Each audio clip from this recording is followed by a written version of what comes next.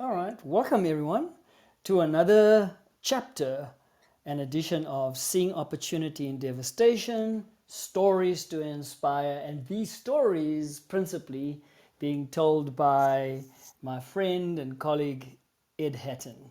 So, Ed, over to you, and we look forward with bated breath. Jacques, thanks. And thanks to all the listeners.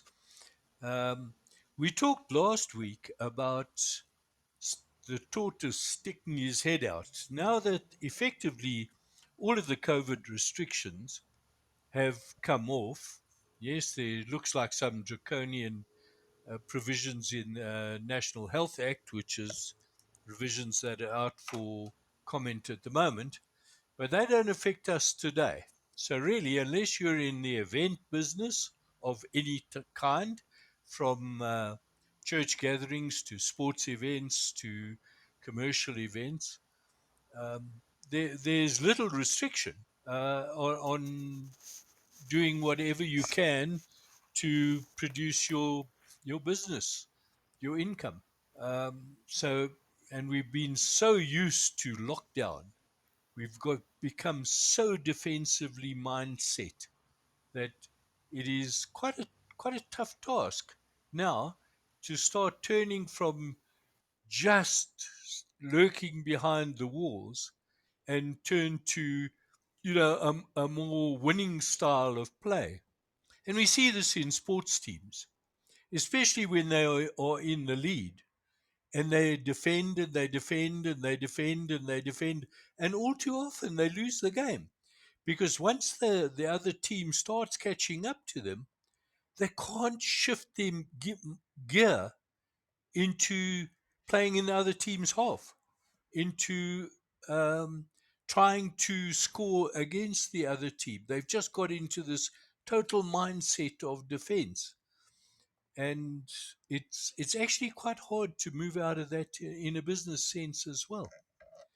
So I'm suggesting that people should look at this very carefully and say, is this the right time to stop from being purely defensive and start going and seeing where we can gain some good business and stop being merely break even or trying to survive and start getting into profitable and even growth?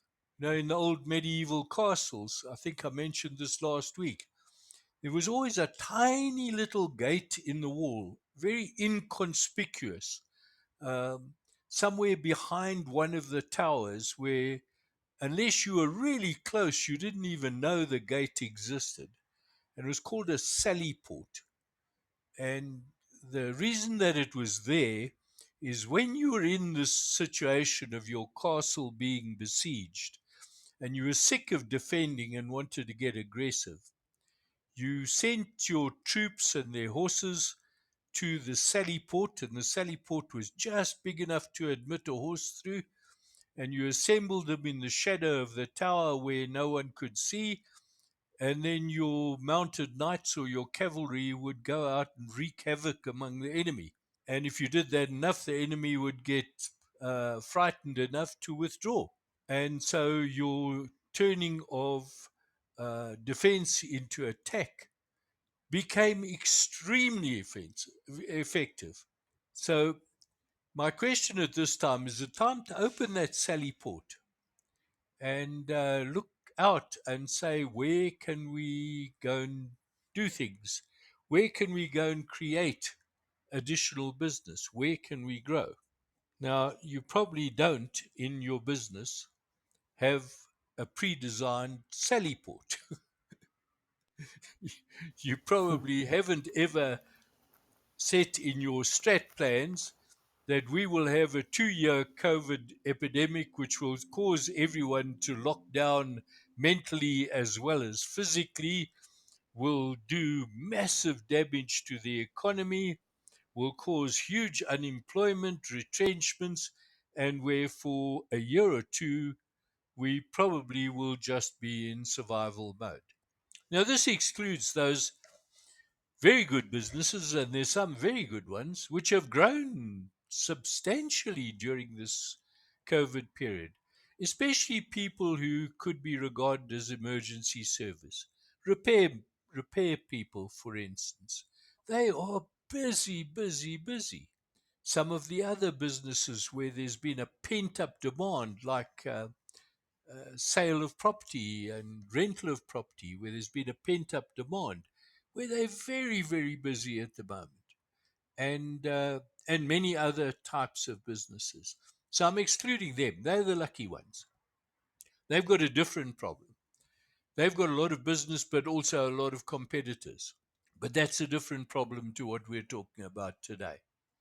So if you're the average business which has just been clinging on by your fingernails to the cliff top for the last couple of years, you may have had to retrench, you may have had to downsize, you've probably done a lot of work from home, and staff would now be reluctant to go back to working full time and commuting, some of them for hours a day, whereas they could work in their own time, in their own environment. If you're that kind of a business, you have a stark choice. You can stay as you are for the rest of your life, or for as long as you can cling to the end of the cliff until your fingers start getting tired and your body starts getting tired and you fall off.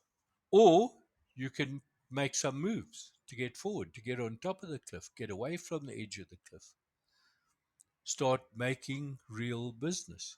And if that's your choice, then this is probably the right broadcast for you or conversation for you to be listening to. Because your next question will be, how do we do that? How do we go about suddenly turning defense into attack? First of all, we've got to get over the mindset, which says, I'm afraid, I'm tentative, I don't want to lose the little bit that I still have. I do not want to threaten what's still there. And yet, if you move forward, you may be taking some risk. And so there's a big temptation to plan and overplan and overplan. I saw a lovely quotation today which said, one of the worst enemies of one of the worst killers of startups is perfectionism. And it, isn't that lovely? Perfectionism of startups. Yes, don't we all know that? Not quite ready to start yet, not quite ready to start yet. And then when everything's perfect, you go out to start, and it turns out that the market doesn't think that it's perfect at all, doesn't even like it. Oh, then You've it becomes spent a all sense that of time. timing, isn't it, Yeah, Ed? yeah, yeah. Disastrous situation. And I'm sure you've seen it happen. I've seen it happen many Mm-hmm. times. Um, but it's true right now as well that what we tend to do is to say, okay, if we're going to plan an attack, let's be perfect in planning that attack. And you go plan, plan, plan, plan. And you've got your default option that is do nothing. And that would be very difficult for you from now forward because you are then effectively still clinging to the edge of the trip, just occupying your mind with plans. So don't try and be perfect. Try and work out a strategy of how you can grow. Now, I can't prescribe to entrepreneurs because I don't understand the industry. Might be very different for a legal firm or an NGO or a manufacturing entity or construction entity or a distribution company. The rules will be totally different. What I can give you is some broad guidelines and ideas that you can concentrate on. So, the first idea that I would give you is to, before you do too much else, if you haven't listened to all of the podcasts in the series, all of the conversations in the series, is that you should go back to the podcasts which are on YouTube and listen to them. Because that's the discussion about being in a buyer's and a seller's market. So if you find yourself, and you probably will when you stick your head out, in a buyer's market where everyone is trying to get some business and the buyers themselves are tentative and scared and afraid of expansion. So there's a large number of buyers, and the buyers have all the power. They will chase the price down. They will work the best communication, the best terms and conditions, and they have an enormous amount to select from. And you need to learn the strategies of how to deal with yourself if you are in a buyer's market, and how to, in fact, progress forward until you get into that highly desirable seller's market where there are not enough sellers. In fact, it's very desirable if you're the only one, and you've got lots of buyers demanding your services, and you have the luxury of saying, "Yeah, you can buy from me, and you can't," which must be a nice position to be in. So, step one: go back and listen to those podcasts if you haven't already. They are, Jacques, on YouTube. Do you know the channel name? Yes, it's Griffin Enterprise Development, and you'll find a playlist there on all the chapters that we've done to date. Okay. So it won't be just the finding opportunity within devastation, but all of the other excellent conversations that are done by Griffin Enterprises. So go onto YouTube, look up Griffin Enterprises, look for the series Finding Opportunity Within Devastation, or Seeing Opportunity. I'm not sure of the title. Correct me, Jacques.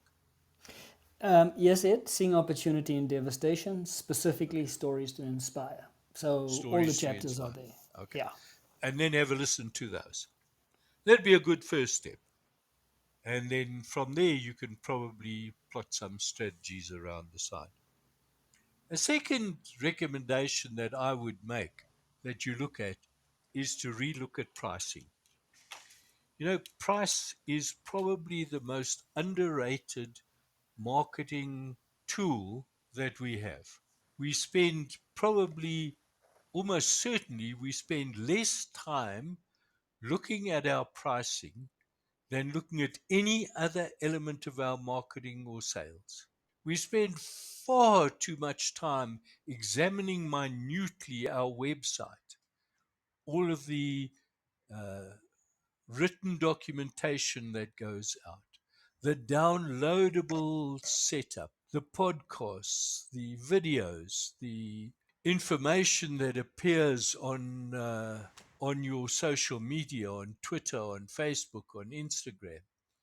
We examine those minutely. We spend a lot of time on them. How much time do we spend on pricing? Almost none. It's not the glamour part of marketing. It's not like creating something exciting like an ad or a book cover or a YouTube video or even a podcast like today, or a conversation that will end as a podcast. We spend far more time looking at what the salespeople have as their armor, as their sales tool. So quite a couple of things there while we wait for Ed to return. Is Ed was talking about a mindset that we needed to shift from. Rather than having a poverty mindset, hold on to what I have, hold on to the little that I have. Shift yourself into an abundance mindset. You have a lot to leverage from. There's a lot in the cupboard that you can be using in your business. Just look. And then Ed asked us not to be perfect when we are planning attack, when we shift from defense into attack. Let's not wait for the ideal situation and conditions that everything needs to be lined up, because the risk is once we think we are ready, we've missed the opportunity. So timing is everything. And then Ed was just started with the broad guidelines. And the first one is Ed is encouraging us to go and listen to this playlist on YouTube. You'll find it under Griffin Enterprise Development, and Griffin is spelled Gryphon. Griffin Enterprise Development, and you'll find the playlist there on Seeing Opportunity in Devastation, Stories to Inspire. And you'll find up to chapter 11, so as to speak. And a lot of that playlist is really encouraging us to identify, locate ourselves. Are we in a buyer's market as opposed to a seller's market? And we explain the differences around all of this. And then Ed shares quite a few stories around shifting yourself out of that buyer's market into a seller's market. And also, but once you're in a seller's market, how do you stay there? And then there are circumstances when your business, your industry has moved into a buyer's market. Then what do you do? There's differences there where if you hit the bottom of the barrel, what do you do when you get there? And there are quite a few very, very essential tips that you need to listen to. And I kind of think of them like gold nuggets to a large extent, because they are there, they are simple, and yet so powerful. And so the challenge is going to be when you do review, when you do listen to the series up to chapter 11, you will find that there are many different points that you could use, that you could leverage, that you can actually apply and implement in your business. And it's only upon implementation of that nugget, or another way to look at it is that seed has got the potential to be, let's say an apple seed has got the potential to be an apple tree and then have apples on that tree as the fruit.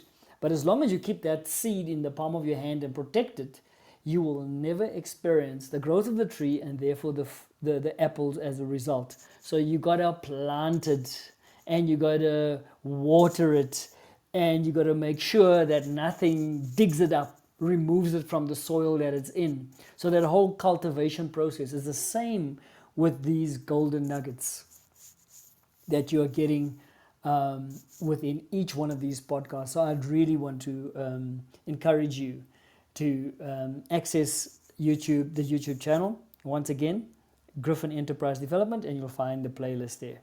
And then Ed was talking about how we underestimate the time spent on deriving pricing strategies. He said we spend a lot of time on everything else that is more exciting, the advertising part, the branding part, in terms of unique identifiers, logos, corporate identity, those kinds of things are exciting to have a look at it. It feels very creative.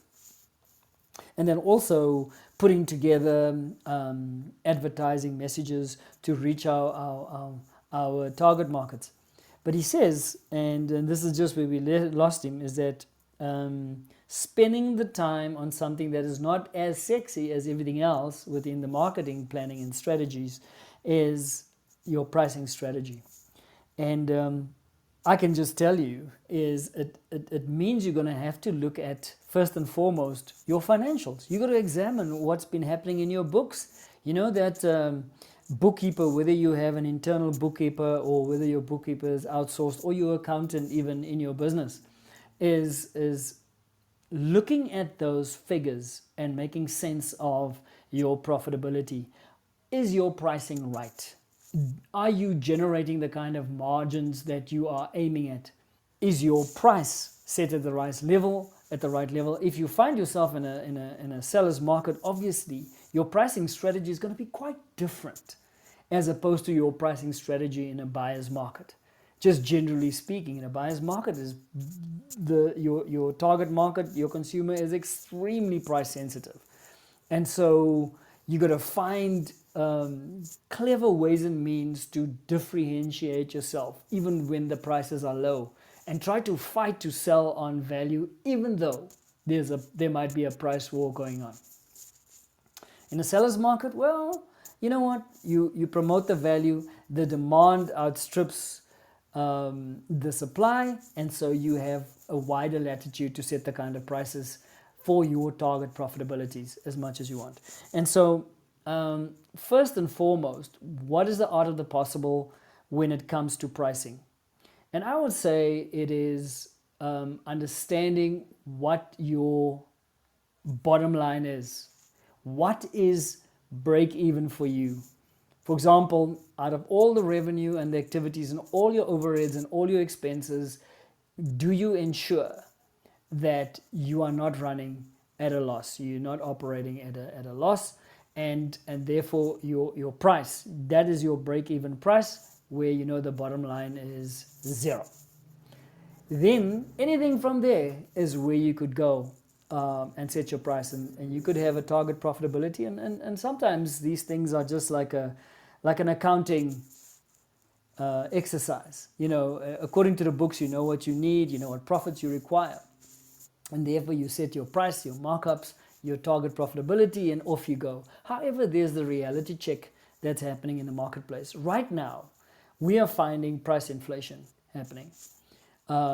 Prices are becoming, in certain cases, depending on whether you're in the steel industry, the liquor industry, I'm just finding that the variety and the scope of especially imports have just doubled, in some cases tripled, quadrupled. In any case, is landing those imported products here, and let's say, for example, they're not final products. They are really materials that you require if you're in the manufacturing business, and for you to add value to those and sell your product. So suddenly your break-even point is shifted quite remarkably, and so your price has to go.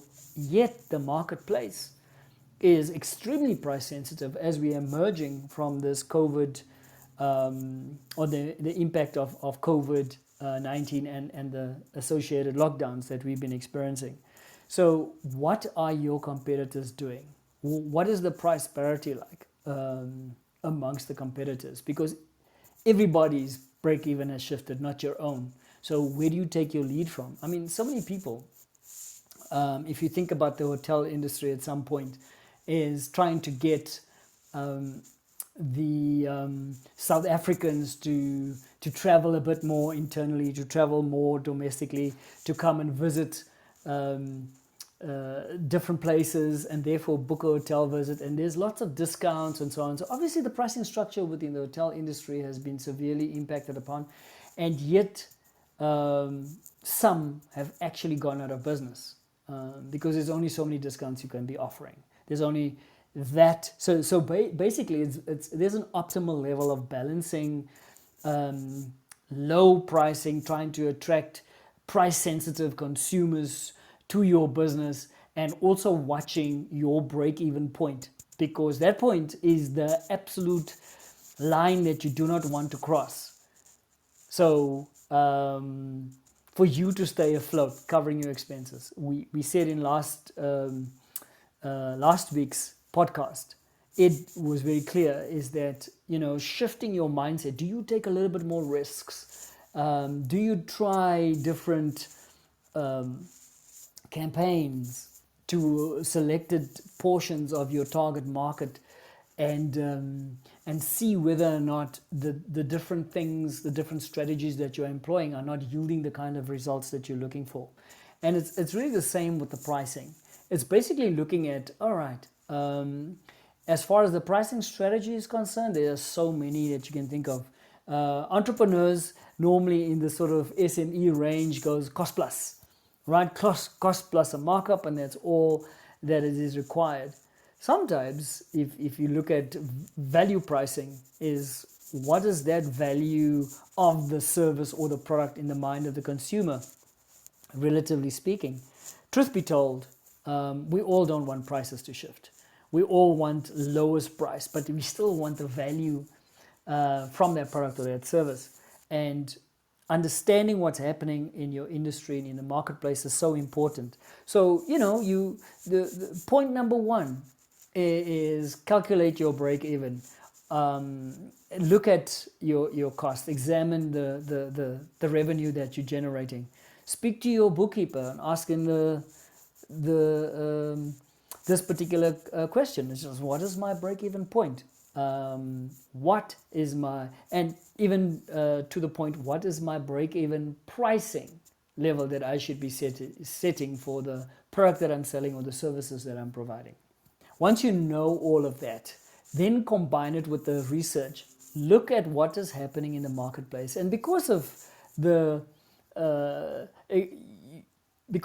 being within the digital space, we can have access to information. We know what our competitors are doing. in terms of how they're running promotions, what their advertising is like, wherever they're advertising, whether it's in social media, whether it's on TV, whether it's on radio, whether it's in a newsprint, basically using their websites as an e-commerce site where they put their pricing and you can purchase anything on that site. So you know basically where everything is happening, but it's a dynamic process. And so then talking about pricing, I mean, I can only imagine there are a lot more to talk about in terms of moving into this abundant mindset and going on the attack. Is basically it is analyzing your products. Which ones are the popular ones within your range? Which ones can you use as a loss leader? It's an old term. Which ones can you promote? Which are the ones that you can use as a hook for the rest of your products? So basically, when you look at your pricing strategy, for those within your range, there must be what's popular. So therefore, that gives you the opportunity to set the kind of pricing levels that are important. And those that are not selling as best, why didn't you think about specials? And do those kinds of things? Why don't you use a hybrid structure where when you set your pricing, you don't do it in a uniform way. You staggered in terms of fully analyzing your products and your services, and looking at which are your stars and which are your dogs, as it were, as you consider the Boston Growth Matrix, for example. But without getting too technical, it's just to look at that, do that analysis. Once again, if you have a bookkeeper or an accountant, you can ask them for that and say, what is my profitable products? And which are my products selling and services selling at a loss? And looking at that and deciding how to do that differential pricing. I'm very sorry to have lost my colleague. I can only imagine that load shedding has caught him out today. We're sitting in different places, of course, and we will continue with this conversation next week.